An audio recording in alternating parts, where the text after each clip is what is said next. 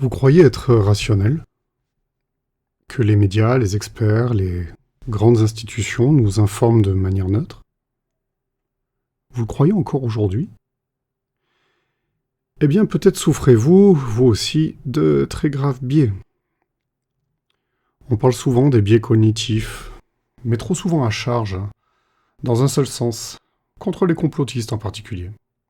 Comme si seuls les sceptiques, les dissidents ou ceux qui remettent en cause l'ordre établi étaient biaisés.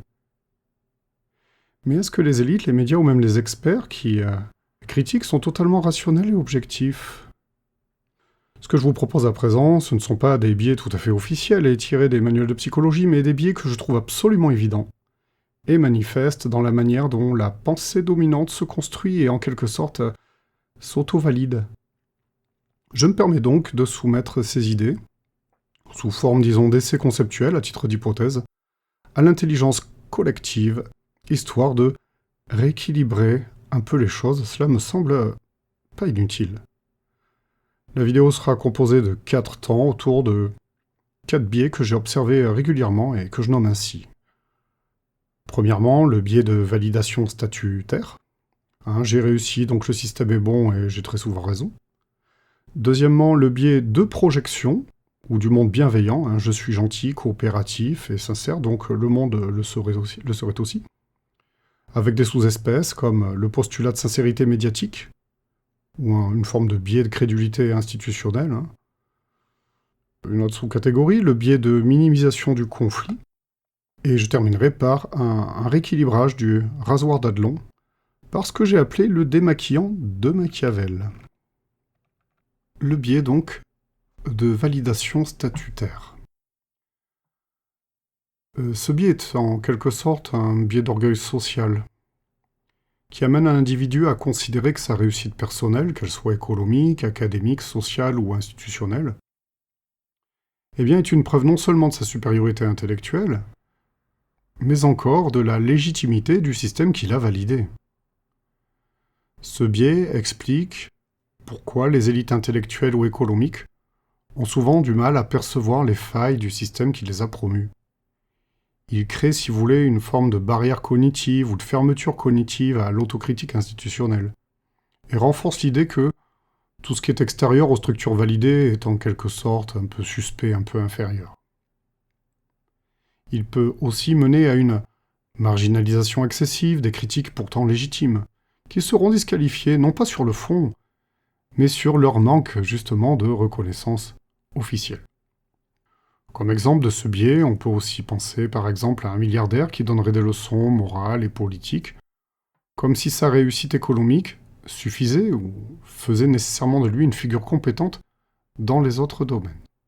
Autre exemple, un politicien stupide, au nom de son élection et de sa médiatisation, pourrait se prendre pour un titan de la pensée et ou de la morale.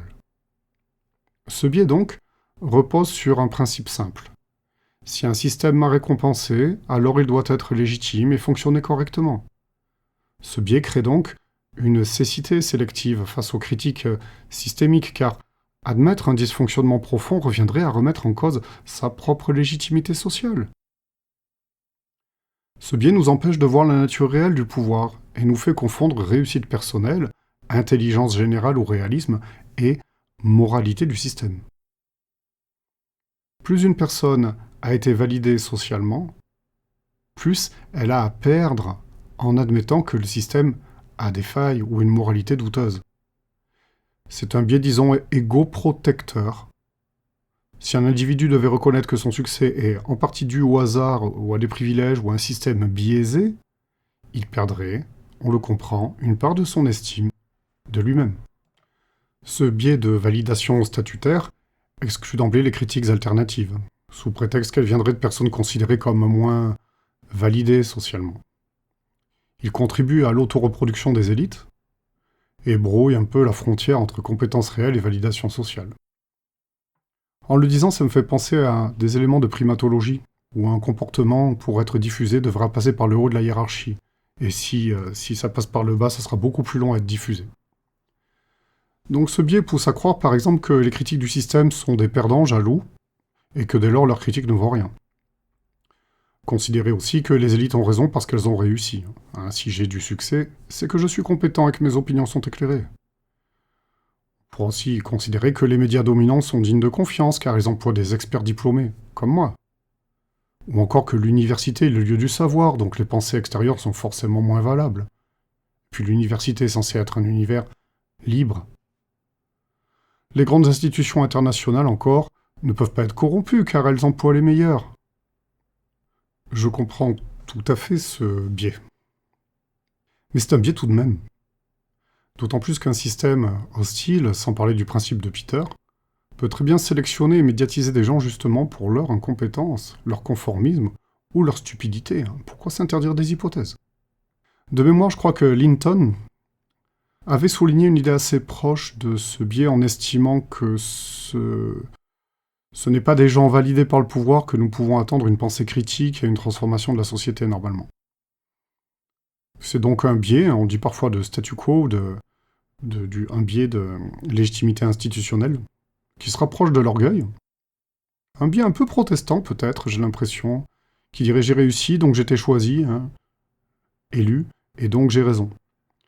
Cela a créé logiquement une attitude, ou disons une tendance probable à la condescendance envers ceux qui ne sont pas validés par le système, et par contagion, leur idée serait automatiquement inférieure et bête. Passons à ce que j'ai appelé le biais de E-projection, ou le biais du monde bienveillant. Alors la projection en psychologie, c'est un mécanisme par lequel on attribue à autrui des traits que l'on porte finalement en soi, mais de manière inconsciente. Et E, ça vient du grec, ça veut dire bien ou bon, qui indique là on aurait à faire une projection positive. Le biais de projection désigne alors, dans cette idée-là, la tendance à projeter sur les autres, et en particulier sur les institutions ou les élites, des intentions bienveillantes, similaires aux nôtres, en minimisant la possibilité de manipulation, de cynisme ou d'intérêt dissimulé.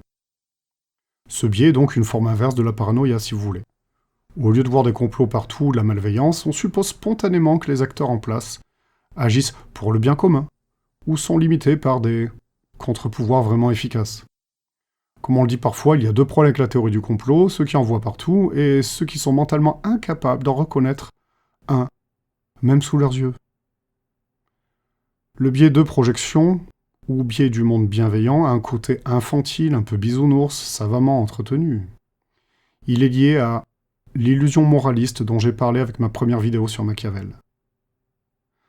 Ce biais conduit à minimiser, voire à nier, la possibilité de manipulation, de cynisme, d'hypocrisie et de camouflage moral, ou d'intérêt caché dans les sphères de pouvoir. Ce biais pousse à minimiser les abus de pouvoir. L'individu suppose alors que les institutions fonctionnent dans une logique globalement éthique. Il aura tendance à surestimer l'efficacité des contre-pouvoirs, comme le droit par exemple. Exemple typique.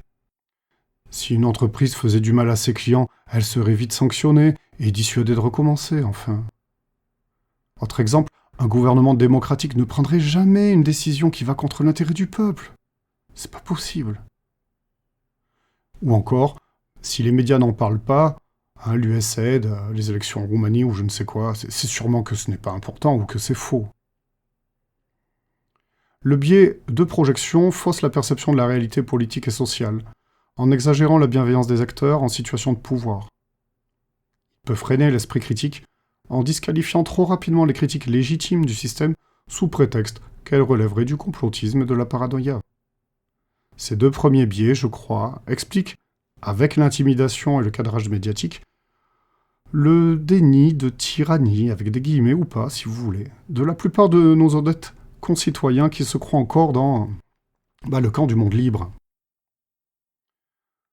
Deux espèces du genre biais de projection méritent d'être apportées, je pense qu'ils sont assez liés. Ce serait le biais de minimisation du conflit, comme une forme de projection pacifiste, et ensuite le biais de postulat de sincérité médiatique, ou biais de crédulité institutionnelle, qui rejoint ce qui a été dit auparavant. Donc on sous-estime souvent le rôle central du conflit dans une société. On préfère croire que le consensus est la norme, et que les tensions sont des exceptions. Ce biais nous pousse à voir les luttes de pouvoir, les rivalités économiques ou politiques, comme des anomalies passagères. Alors, quelles sont la structure même de l'histoire humaine. Cela nous rend naïfs face au rapport de force. Par exemple, on peut croire que les conflits entre États sont un malheureux issu d'un malheureux malentendu, plutôt qu'une logique structurelle, ou que les classes sociales ont disparu, alors qu'en fait les inégalités explosent. Sur ce point, les marxistes, réalistes, très soucieux des rapports de force, ne sont pas prêts de tomber dans un tel biais. L'importance de la guerre et du conflit économique est pleinement reconnue, sans oublier aucunement le champ intellectuel et culturel. En effet, pour eux, les idées dominantes ne sont que trop souvent que celles qui valorisent ou arrangent les classes dominantes. C'est aussi mon sentiment. Le biais de postulat de sincérité médiatique. La tendance à croire que les institutions fonctionnent globalement de manière honnête et rationnelle rend difficile l'acceptation de manipulations systémiques ou de conspirations réelles. On croit souvent que les médias, les experts, les think tanks nous informent de manière neutre, comme s'ils poursuivaient uniquement la vérité. Mais ces discours sont financés, orientés par des lignes éditoriales, des contraintes économiques et des réseaux d'influence. Même l'AFP, je crois, a reçu des financements de l'USAID. Ce biais nous pousse donc à croire que ces discours sont spontanés et sincères, alors qu'ils sont le produit d'un cadre structuré, souvent stratégique. En bref, on prend des hommes au travail et attentivement scrutés pour des hommes libres. Il suffit que ces derniers montrent un peu d'émotion, on les prend pour sincères. Il suffit qu'un général parle, et on pense que sa droiture l'empêche de faire de la propagande de guerre, ce qui lui est pourtant probablement imposé par sa fonction et par la situation. Je passe au rasoir d'Annelon et au démaquillant de Machiavel. On entend souvent cette maxime qu'on nomme le rasoir d'Annelon, qui dit ne jamais attribuer à la malveillance ce que la bêtise ou l'incompétence suffisent à expliquer. L'idée est simple et rassurante. Le monde ne serait pas dirigé par des forces malveillantes, mais simplement par des individus incompétents, faillibles, dépassés. Certes, l'idée est tout à fait à prendre en compte, car des effets pervers peuvent facilement émerger d'intentions louables et franches. Je le sais. Mais ce principe pose un problème. Car si l'incompétence peut expliquer une erreur, que dire lorsqu'elle devient constante, répétitive, systématique? À quel moment cesse-t-elle d'être une maladresse pour devenir une stratégie volontaire? Le principe de Peter nous enseigne aussi que les organisations ont tendance à promouvoir les individus jusqu'à leur seuil d'incompétence. On pourrait donc croire que cette incompétence est inévitable, qu'elle est une conséquence structurelle. Mais là encore, une question demeure. Qui la tolère? Pourquoi on la laisse persévérer? Qui pourrait en profiter? Car une incompétence systémique peut être entretenue, voire exploitée à dessein. Et à force, la frontière entre l'incompétence et la malveillance devient floue, presque imperceptible. Surtout, il faut noter que l'on nous dissuade sans cesse aujourd'hui d'imaginer la possibilité d'une volonté de nuire. Comme si le mal devait toujours être un accident, jamais une intention. Il ne faut pas penser le mal. Or, si une erreur se répète trop souvent, si elle devient une norme, alors il faut se demander si elle n'est pas tout simplement voulue. Ainsi, lorsqu'une incompétence devient manifestement structurelle, qu'elle semble trop bien installée pour être seulement un hasard, alors elle a toutes les chances de n'être qu'un masque, dissimulant une intention bien plus calculée, à savoir l'expression d'une volonté de nuire. Je me permets donc de compléter le rasoir d'Annelon par le démaquillant de Machiavel, qui dirait en substance « Lorsque l'incompétence devient globale et persistante, la volonté de nuire devient patente. » Je me permets donc de compléter le rasoir d'Annelon par le démaquillant de Machiavel, et on dira donc, on conserve l'idée, ne jamais attribuer à la malveillance ce que la bêtise suffit à expliquer, ce sont des phénomènes qui existent, en effet, mais ne jamais sous-estimer non plus la malveillance lorsque l'incompétence devient répétitive, systémique, durable et, disons, potentiellement avantageuse à d'autres acteurs. Vous l'aurez compris, dans mon approche, je pense que notre époque a désespérément besoin d'un bon démaquillant face à nos légions un peu d'hypocrites subventionnés. En conclusion, si ces biais étaient étudiés, Je pense qu'il remettrait en cause un peu la posture dominante qui veut que seuls les complotistes soient biaisés. Ou qu'ils soient les plus biaisés. En réalité, il existe une asymétrie discursive où l'accusation de biais est utilisée comme arme rhétorique contre les thèses alternatives, j'ai remarqué. Mais rarement contre les défenseurs du récit officiel, alors que je crois qu'ils le méritent bien. Ça s'applique très bien à eux. Vous l'avez compris, ces biais que je vous propose sont rarement nommés parce qu'ils fragilisent le narratif dominant. On nous parle toujours des biais des sceptiques, des complotistes, des dissidents, mais jamais de ceux des élites médiatiques et des institutions. Pourtant, ces biais influencent profondément notre manière de penser, à tous, et d'analyser le monde. Je crois que si on veut une vraie pensée critique, il faut, me semble-t-il, bien les voir, et pour bien les voir, eh bien, il faut les nommer. Je suis convaincu qu'ils existent et sont très actifs. Les biais ne sont pas seulement ceux que nos gentils professeurs éducateurs nous montrent. Ceux qu'on ne nomme pas et ceux dont on ne parle pas sont peut-être même d'ailleurs d'autant plus puissants. Ainsi, ce qui est biaisé et extrémiste et pathologique, ce n'est pas d'émettre des réserves à l'égard d'un pouvoir manifestement inapte ou hostile, mais de le croire sans condition. Ce qui est fasciste, ce n'est pas de s'opposer au pouvoir, mais bien au contraire, ce même pouvoir qui exige de sa population une servitude intellectuelle et morale, mais quasi absolue, quitte à inféoder les médias et la science psychologique à ses fins. Tous ces biais susmentionnés, qui favorisent le statu quo et le déni de tyrannie, ont des points communs, et sont peut-être en satellite avec ceux découverts par Milgram. Mais il me semble qu'il n'est pas question ici d'étage antique. Bref, après quelques réflexions exploratoires et hésitations, je vous propose l'idée synthétique suivante qui regrouperait ces biais avec, et je rajouterai sa définition. Alors, comme catégorie générale, eh bien, je proposerai de parler de biais d'alignement narcissique. Et je dirais, le biais d'alignement narcissique désigne le besoin de se conformer à la pensée dominante et d'adhérer à l'idée d'un monde bienveillant, non par pure rationalité, mais parce que le sujet a tout simplement une position sociale avantageuse.